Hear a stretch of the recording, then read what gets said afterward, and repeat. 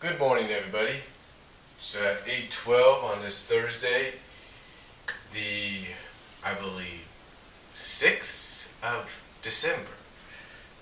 If I'm correct, the 6th of December, I am correct. And here's what's funny. Here's what's very unique. In case you've been living under a rock, and let me check the date again so I don't go cuckoo. Okay, in case you've been living under a rock or something like that, if you haven't heard about this, then it might become as a surprise to you, especially if you're a member of a certain video streaming company.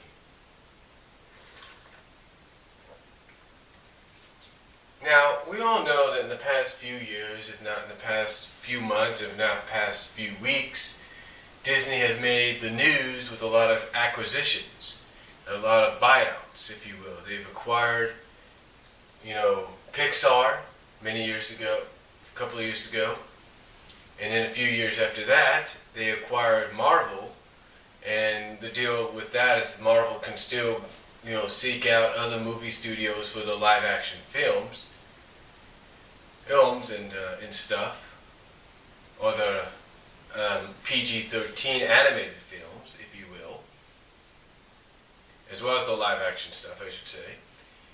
And now, just recently, as we know, as a few weeks ago or so, a month ago or so, news came around that Disney has acquired Lucasfilms, thus all Star Wars related stuff and all Lucasfilms related stuff now belongs to Disney, which means any future movies, Indiana Jones, or in this case Star Wars as well, will be under the Disney label.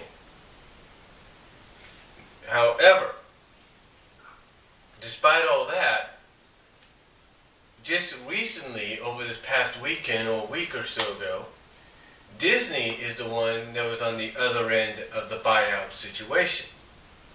Now, basically it's not a buyout of the company. It's more along the lines of they have sold the rights to a certain video streaming company to distribute and air on their video site, through their company, through the video streaming portion of the company, all their newest movies starting next year. And what company I'm talking about? What video streaming company I'm talking about? Why,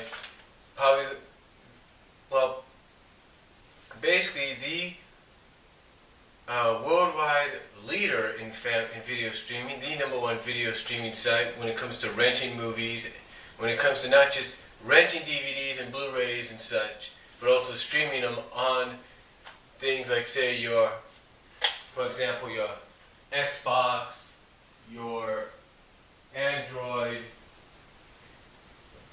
your PS3, your Wii, your iPad, your iPhone, or in my case, and still in some other cases, your iPod. And of course I'm talking about Netflix. That's right, Netflix apparently has bought the rights, has acquired the rights, if you will, to show all the newest Disney films as soon as they leave the theaters. Now, first of all, let me explain that. It's not like, as soon as they leave the theaters, a week later they're going to be on Netflix. No. Basically, from what I understand, it'll be in the same vein as if they were coming to DVD, physically coming to DVD and Blu-ray. However, you won't have to worry about going to a red box or going to a local video store if they still have them, if you will, and renting the movie or going out, you know what I'm saying, going out to rent the movie, see what it's about, see what all the fuss is about before you think of physically buying it. Instead, Netflix will enable you to actually have the movie right then and there, courtesy of whatever device the video streaming is accessible on, which is almost mainly every device you can think of. Like I said, you got iPods, you got Androids, you got iPads, you got iPhones, you got Kindles, you got Xboxes, PS3s, Wii's, Wii U possibly, Rucos, if you will, the Blu-ray players out there. You know, you got all these things, all these accessible ways for people to watch Netflix. And now, if you're a Disney fan, you'll be able to watch all your favorite Disney films, classic and new, courtesy of Netflix streaming. That's right, Netflix streaming, as I was saying, has acquired the rights to do that. Now what happened is they bought the rights, they basically outbid Starz. As you know, Starz right now, and it'll say this in the article I'll provide a link to, Starz right now currently has a deal going up into 2015 or 2016, I'm not really sure, that allows them to distribute and air all the new Disney films on their channel or on their on-demand channel. You know, for example, Starz has that early premieres section on the on-demand on the on-demand portion, if you will, on the premium channels, on the on-demand deal. I should say basically Starz on Demand has a. I should say basically Starz on Demand section has that early premiere section, if you will. Or Starz on Demand has that early premiere section. I'm sorry it's early and everything. I'm still trying to wake up. As you can see, I'm drinking some coffee to wake myself up. But Starz basically through the on demand portion has that early premieres section. And basically it allows you to watch the movies before Starz officially, maybe a few weeks later, if not a month later, debuts them on Saturday nights on their channel, on their main channel, which is Starz West, if you will. So again, Starz right now, up until until maybe 3-4 years from now, has a deal going with Disney that will allow them to do that. But Netflix has acquired the rights to not just do the same thing through the video streaming site, or through the video streaming, if you will, through the Netflix streaming, but also has allowed them to acquire the rights to video stream classics like Alice in Wonderland and Dumbo and many others out there. So, I mean, heck, maybe even Disney shows that, you know, we've been wanting to see get completed onto DVD may finally get a complete showing through Netflix. But we don't know that yet. All I know through the details, through the article that I read, is that Netflix has acquired the rights to do this into a certain time frame. We don't know how long the deal goes to. We don't know how much they get to do. But all I know is that starting next year, all the new movies that get released out of the theaters and get ready to be released on to DVD and Blu-ray, maybe let's say in March and April and all that. Now let's say right now, Wreck-It Ralph. Wreck-It Ralph, which came out at the beginning of November, is in theaters right now, right? Wreck-It Ralph, around, let's say March and April, will be released on DVD and Blu-ray. Wreck-It Ralph will be one of those movies that you'll be able to watch on Netflix streaming on demand. I mean Netflix streaming. You'll be able to watch it on Netflix streaming. Now I know what you're thinking. You're thinking, well, wait a minute.